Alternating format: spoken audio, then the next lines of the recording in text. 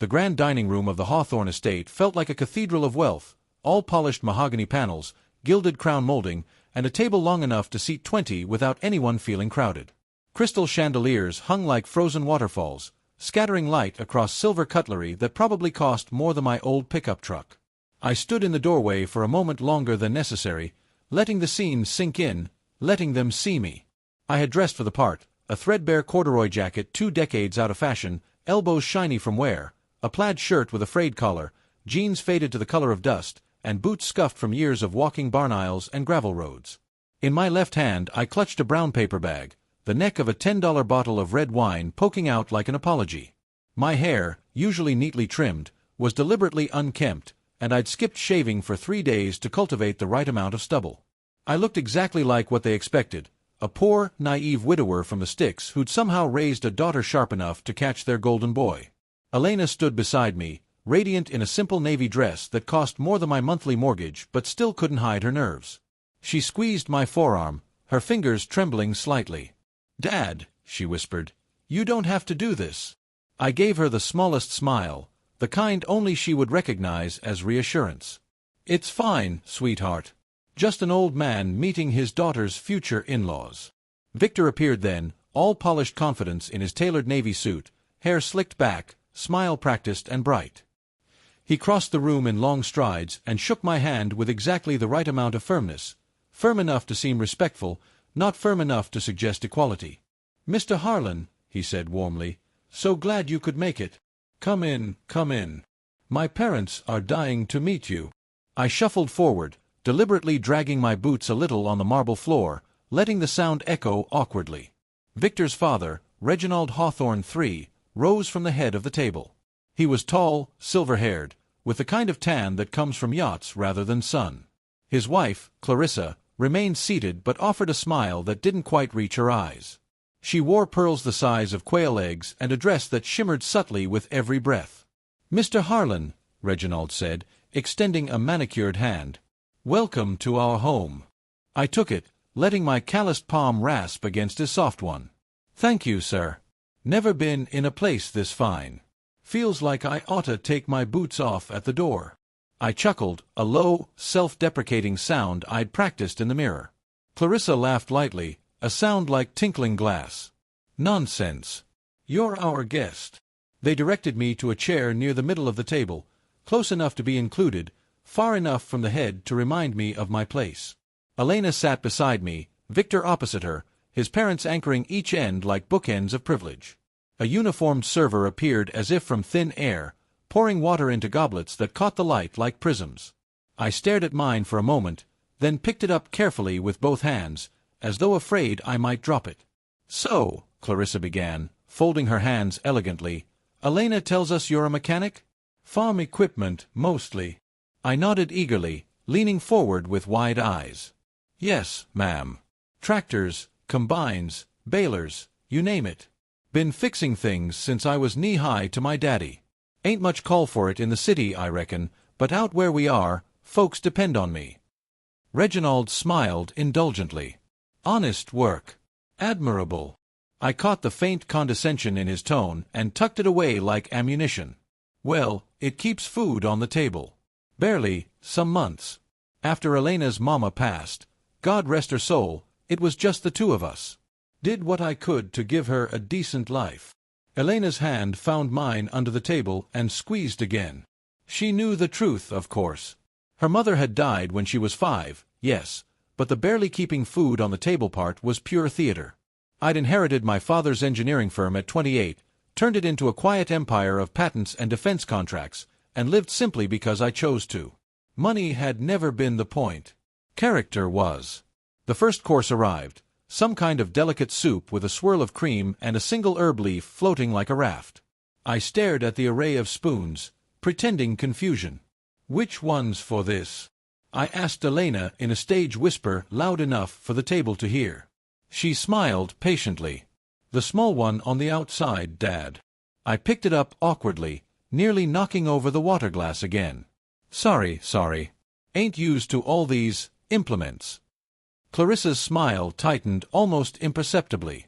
"It's quite all right. We're just happy to have you here." Conversation drifted to safer waters. Victor spoke animatedly about his work at the family investment firm, something about emerging markets and private equity. I nodded along, furrowing my brow as though trying to follow. "Sounds complicated," I said finally. "I barely passed algebra in high school. Numbers bigger than a parts invoice still give me headaches." Reginald chuckled. "Not everyone needs to understand finance to live a good life, Mr. Harlan." I let that one hang in the air, sipping my soup noisily because I knew it would grate on them. As the main course arrived, filet mignon with a reduction sauce that smelled like heaven and probably cost more per plate than my monthly mortgage, Clarissa turned her attention to Elena. "We've been discussing the wedding, dear. The club has an opening in June, but August would be lovely too. Cooler evenings. And of course, we'll handle all the arrangements. You won't have to worry about a thing." Elena hesitated. "That's very generous, Mrs. Hawthorne, but my father and I—" "Nonsense," Reginald interrupted smoothly. "It's the least we can do. Victor is our only son. We want everything to be perfect." I buttered a roll slowly, letting crumbs fall onto the pristine tablecloth. "June's nice," I said mildly. "Elena always loved lilacs, and they bloom around then back home." Clarissa's smile was sympathetic now, the kind reserved for children and the elderly. "Lilacs are charming, Mr. Harlan, but the club's gardens feature orchids flown in from Singapore. Far more elegant for photographs." I nodded as though impressed. "Orchids? Never seen one up close. Must be something." Victor shot Elena a look, part reassurance, part plea for her to smooth things over. She pressed her lips together.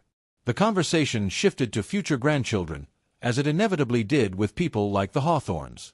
Clarissa spoke of private schools in Switzerland, trust funds, the importance of the right sort of friends. Reginald mentioned sailing lessons and a cottage in Nantucket for summers. I listened, head slightly bowed, occasionally murmuring agreement.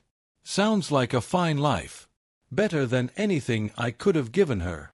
Elena's grip on my hand tightened painfully now. She knew what was coming. She'd begged me not to do this, but I'd insisted. I needed to see who these people really were when they thought no one was watching. Dessert arrived, a chocolate soufflé so perfect it seemed a shame to disturb it. The server placed one in front of each of us with ceremonial care. Clarissa leaned forward then, her voice honeyed with concern. "Mr. Harlan, may I speak plainly?" I looked up, widening my eyes. "Of course, ma'am. We're so pleased that Elena has found our Victor. Truly. She's a lovely girl, bright, accomplished. But we were concerned, initially, about her background. Coming from such different circumstances." She gestured vaguely at my jacket, my hands. "But meeting you tonight, seeing what a simple, decent man you are, well, it puts our minds at ease. We'll make sure she's taken care of. Always." The room went very still. Even the servers seemed to pause. Reginald nodded approvingly at his wife's tact. Victor looked embarrassed but didn't contradict her. Elena stared at her plate, cheeks burning. I set my dessert spoon down with deliberate care. The clink echoed. For a long moment, I said nothing. I let the silence stretch until it became uncomfortable, until Clarissa shifted in her seat and Reginald cleared his throat. Then I lifted my gaze, slowly, steadily, and met Clarissa's eyes. The wide-eyed naivety was gone. In its place was something calm, cold, and utterly unafraid. "Ma'am," I said, my voice low and even, carrying easily to every corner of the vast room, "I appreciate your kindness. Truly. It's generous of you to reassure a simple man like me." Clarissa relaxed slightly, assuming the storm had passed. I continued. "But there's something you ought to know. This house—" I gestured around us, taking in the chandeliers, the artwork, the very walls. "The deed's been in my name for 12 years now." Reginald's fork froze halfway to his mouth. "I bought it quietly," I went on, "right around the time your firm was hemorrhaging money after that disastrous merger with the Brazilian conglomerate. Remember? Stock dropped 40% in a week. Banks calling in loans. Whispers of bankruptcy." Clarissa had gone very pale beneath her carefully applied makeup. "I was the anonymous investor who bought controlling interest and stabilized things, I said. Never asked for recognition. Didn't need it. But I kept this house, your family's pride and joy, because I liked the architecture. And because I suspected one day it might come in useful. Victor stared at me as though seeing a stranger. Mr. Harlan, sir. What? I ignored him, keeping my eyes on Reginald. I also own 38% of Hawthorne Capital. Quietly. Through a series of holding companies you've never noticed. Enough to block any major decision. Enough to call a board meeting tomorrow if I felt like it. Reginald's face had drained of color entirely. His hand trembled as he set down his glass. I came here tonight dressed like this, I said, plucking at my worn jacket, because I wanted to see how you'd treat a man you thought was beneath you. A man you believed had nothing to offer but a daughter you deemed worthy of taking care of. I turned to Clarissa. You spoke kindly to my face while pitying me behind my back.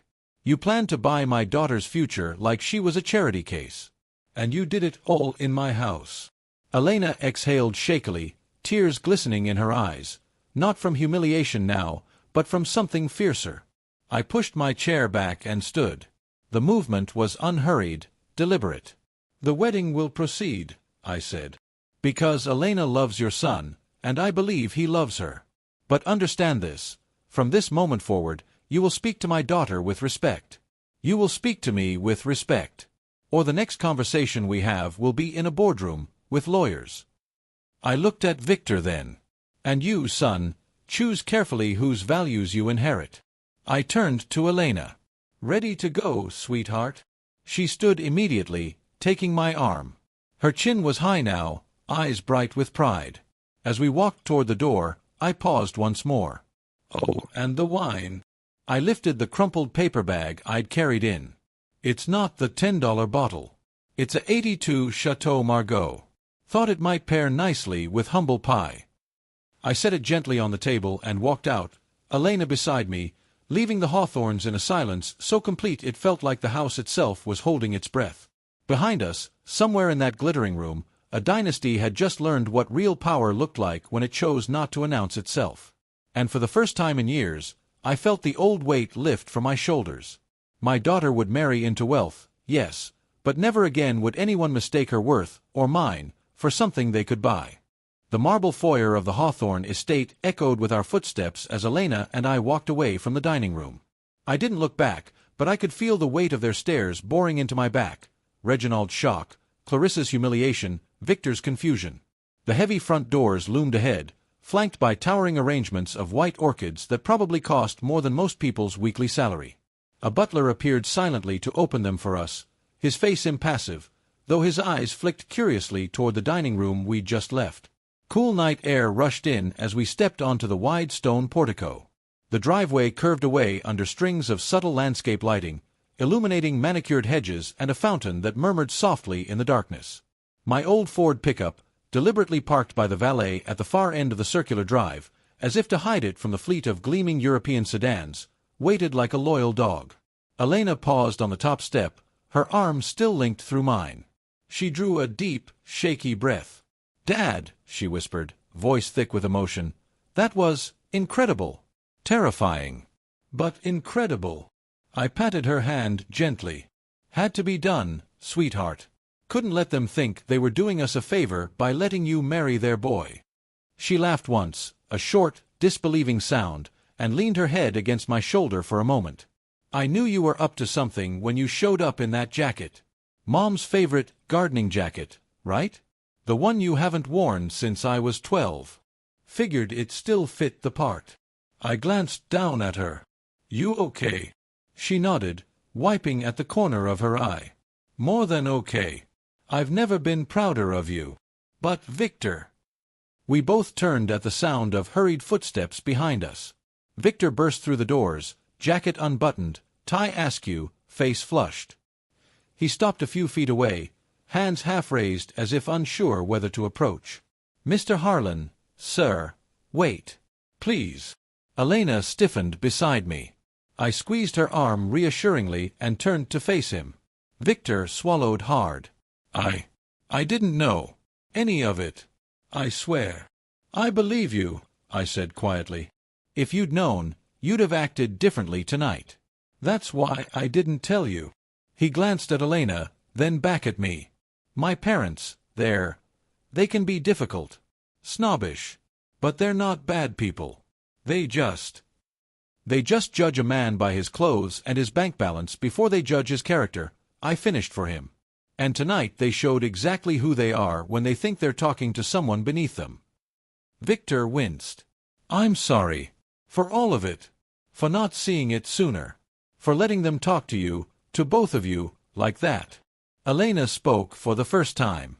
Did you agree with them, Victor? When they said they'd take care of me, because of where I come from? He met her eyes steadily. No. Never. I love you because of who you are, not in spite of it. Your strength, your kindness, the way you never let anything make you bitter. I've always known your dad raised you right. I just didn't realize how right. From inside the house came the sound of raised voices, Reginald's deep baritone, sharp and agitated, and Clarissa's higher, clipped tones. The butler discreetly closed the doors, muffling the argument. Victor rubbed a hand over his face. They're losing their minds in there. Dad's on the phone with his lawyer already, trying to figure out if what you said is true. It is, I said simply. Every word. And the lawyer will confirm it by morning. He exhaled slowly. Then I guess we're having a very different conversation tomorrow. Tomorrow, I agreed. Tonight, I'm taking my daughter home.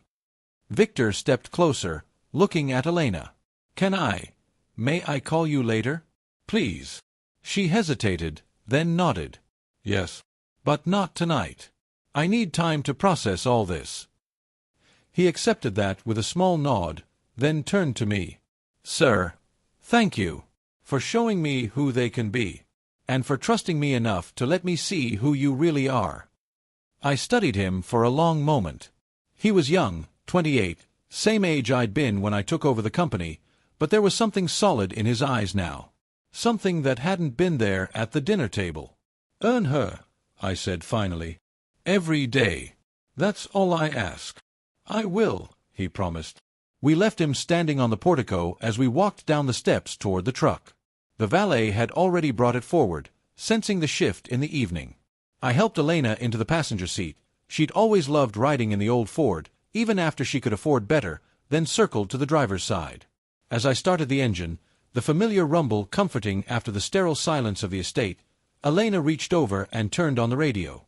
Soft country music filled the cab, an old George Strait song her mother used to love. We drove in silence for several minutes, the lights of the estate shrinking in the rearview mirror until they disappeared entirely. Finally, Elena spoke. How long have you owned their house, Dad? Really? 12 years next month, I said. I bought it through a shell company after Reginald overextended on that South American deal. He never knew who bailed him out. I kept the house off the market, let them stay as tenants under an anonymous trust. Paid the taxes, the upkeep. Figured one day it might teach somebody a lesson. She shook her head in wonder. You're terrifying when you want to be. Only when someone threatens my little girl's happiness. I'm not so little anymore. You'll always be my little girl. She smiled at that, leaning her head back against the seat. What happens now? With the wedding? That's up to you and Victor. If he's the man I hope he is, he'll stand up to his parents. Make them see us, for who we really are. If he doesn't, I shrugged. Then he wasn't worthy of you in the first place. We turned onto the main road, leaving the gated community behind. The truck's headlights cut through the darkness, illuminating mile after mile of open country. Tell me something, Elena said after a while. When you were playing the poor naive father tonight, was any of it real? The awkwardness, the humility? Some, I admitted. I remember what it's like to have nothing. My own father started with one small machine shop and a second mortgage. I never forgot where we came from. The money, it's useful. But it doesn't make a man. She reached over and took my hand. You're the best man I know. I squeezed her fingers gently. And you're the best thing I ever did, kiddo. We drove on through the night, father and daughter, the weight of the evening settling into something lighter, vindication, pride, and the quiet certainty that whatever came next, we'd face it together. Behind us, in a house that wasn't truly theirs anymore, the Hawthorns were learning that some lessons come dressed in corduroy and scuffed boots, carrying a paper bag and a lifetime of quiet power. And sometimes, the poorest-looking man at the table is the one who owns it.